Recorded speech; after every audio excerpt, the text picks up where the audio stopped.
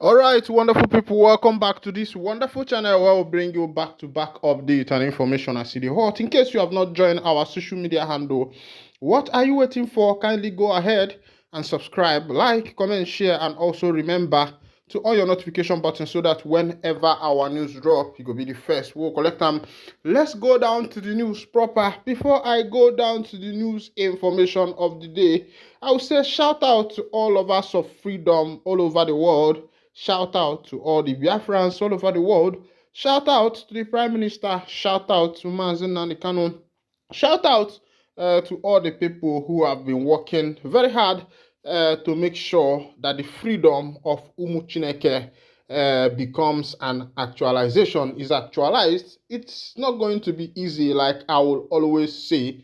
But one thing you know about fighting for freedom is that most times it costs a lot. It costs time, sometimes it costs blood, sometimes it costs money, finances, and the rest of the thing. These are some of the things you should consider before going into the fight for freedom. It requires finances, it requires time, it requires intelligence, accuracy, articulation, and meticulousness. And I want to wonderfully appreciate those who have been in this game of actualizing, bringing to actualization for the people of Biafra, making sure that things are put in place. Those who have done their best to set up the Biafra Republic government in exile. Of course, you know that today the Biafra Republic government in exile is not only monopoly to Mazi Simon Ekpa, who is the Prime Minister of the Biafra Republic government in exile. You need to also remember that there has been a lot of offices, liaison offices that have been set all over the world, in America, in UK, in Lithuania, in Japan, and many countries in the world, where South Korea, where the liaison office has been set. And these liaison offices, if eventually Biafra becomes a nation of its own, that is to say that those liaison office is going to turn to the embassy of Biafra, if I'm right. I believe that that is the reason for the liaison offices, that when the actualization of the nation that the people that have been waiting for becomes a true reality, what is going to happen is that those offices are going to become embassies. And it will surprise you, it will marvel you how far these people have gone, and what they have done so far. It has not been an easy feat, but they have tried their best to make sure that some of the things that are supposed to be put in place are in place. And these people are working so hard to make sure that no stone will be left untouched. And one thing that makes me happy about the people who are handling this liberation, this freedom, and the rest of them is they are the part of accountability. Yes, because every government should be accountable to their citizens, unlike what people are passing through in the country called NIG, whereby the government have refused to be accountable to the people. The House of Rep members, the senators, are earning minimum 20 something million. 20 something million. When you calculate wardrobe allowance, the rest of the thing, you find out that these House of Rep members, these senators, their salaries put together, if you put the whole Nigeria, all the civil servants working in Nigeria together, both in the federal cadre, in the state cadre, you find that the civil servants put together in the whole of Nigeria, both the professors and the rest of them, their salary has not reached what the House of Representative members and the senators are earning in this nation. And this we sometimes you begin to wonder, you begin to marvel. The NLC, Nigeria Labour Congress, and the TUC have they went for a strike. After one day of the strike, they call off the strike and say they will be giving the government 5 days for negotiation, of which these people have not even come up with what are they negotiating with? What are they negotiating for? What is the main thing? Yes, they want the minimum wage of the civil servants to be increased.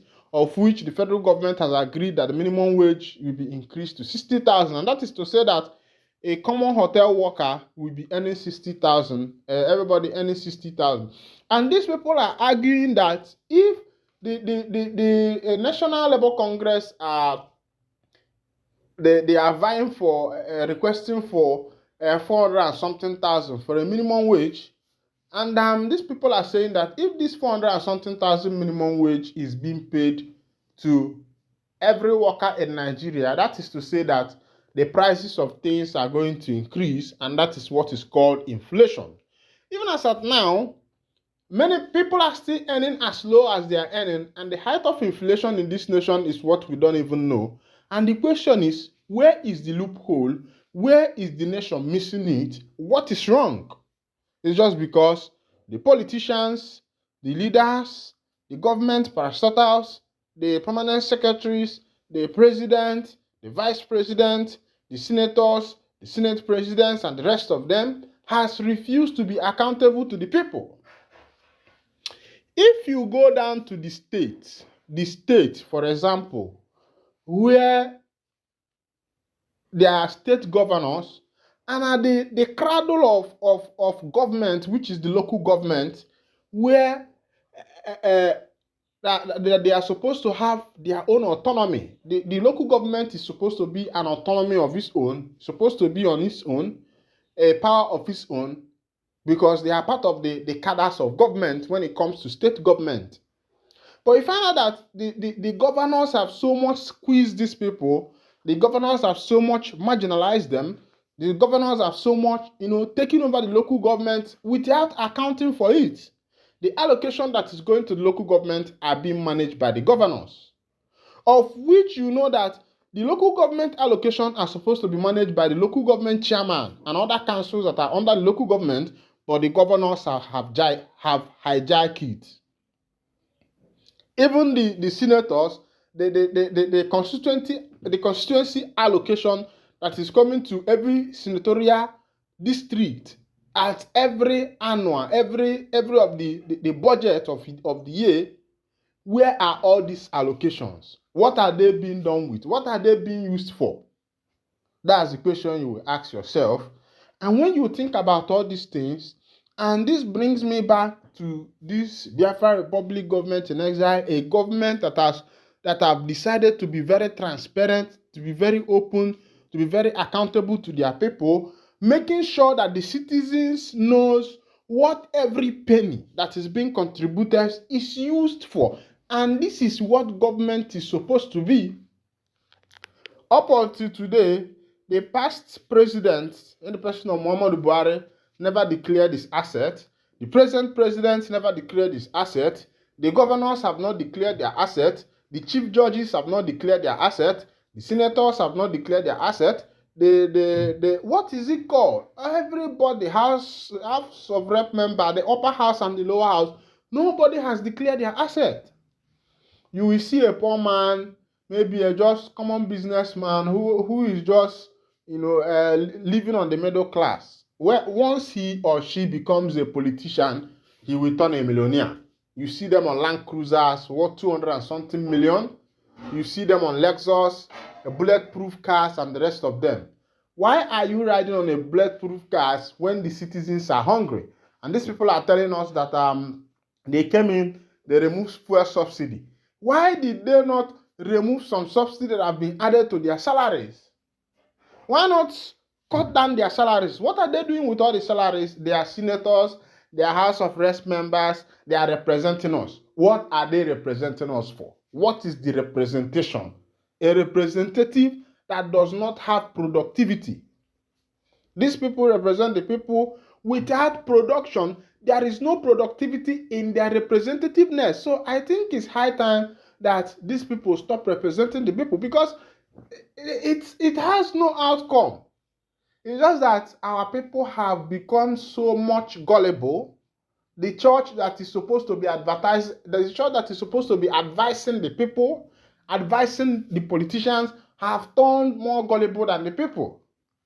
Because on the harvest day, the church go on to call these politicians, my lord, they are making you the chief of the harvest. They are making you the chairman of the harvest, the chairman of the occasion. You will see they say honorable minister, distinguished senator. He's going to chair the occasion. They will invite him. Then he will come there and hold his stomach and say, my people, I want to thank you for this wonderful opportunity of making me the chief of or the occasion of this epoch event. On this opportunity, I want to use this wonderful opportunity to donate the sum of 1.5 million naira for the building of the church to continue, and the church will clap for him. Forgetting that this man is a government worker, you did not ask him how did he come about that 1.5 million. Yes, these are the questions that should be asked. When the traditional people are doing their own, they will still call these same people. When age grade are doing, they invite them. These people are doing, they invite them. Somebody is doing wedding, invite them. Somebody is opening house, invite them. They will be donating money. The money they are donating is the people's money, and nobody is asking questions. The church, the traditionalists, the religion, the mosques, the Muslims, the Christians, the Christians, and the rest of them, these are the people who call themselves religion, and they say they are the people who are sent into this world to bring order, purity, righteousness, justice to the people, and you find out that this justice have not been done because these religious leaders who made themselves that God sent them to bring order and justice on the face of the earth have become very gullible that what controls them is money. If you talk God and don't talk money, they will say God is not working. Meanwhile, go back to history, you will see that this same God who created the rich man created the poor man. As it be, make I carry you go for the information of the day as it happened today without wasting much of your time. Still remember that you are still on your wonderful channel with your one and only Yokopus Master where they bring you matters as it be. Remember, say for this channel, we know the Ta Okweze who they bring unto you as the thing they happen. Kindly go down and subscribe, like, comment, share, and also remember to all your notification button as it be killing of soldiers, IPOB's controversial sit at home, other top stories in Southeast. These are what I'm going to be bringing to you now. The IPOB, the killing of soldiers, the IPOB controversial sit at home, and other top stories will be say it happen for the southeastern part of Nigeria. Oh yeah, open your ear. As to see, I gotta say, we'll chant again of my. From the killing of soldiers in Abia State to the controversial sit at home across the southeast, the past week was action-packed in the region. Here are the highlights of the top stories that made headlines in the region within the past week. The police in Imo State on Monday 27th May announced that they have sanctioned an officer seen on a viral video clip extorting motorists in Owerri, the state capital.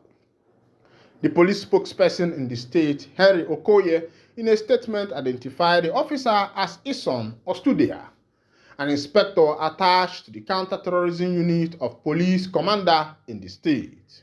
Mr. Okoye, an assistant superintendent of the police, said Mr. Osudua was filmed extorting motorists along Owerri Onitsha Express Road in the state.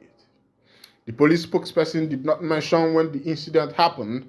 Instead, Mr. Osudua was recommended for a reduction in the rank after the necessary orderly room proceedings against him for exhibiting such a shameful and unprofessional act. Mr. Okoye said, apart from Mr. Osudua, the supervisory officer, whose name was not disclosed, has been issued an official query for lack of supervision.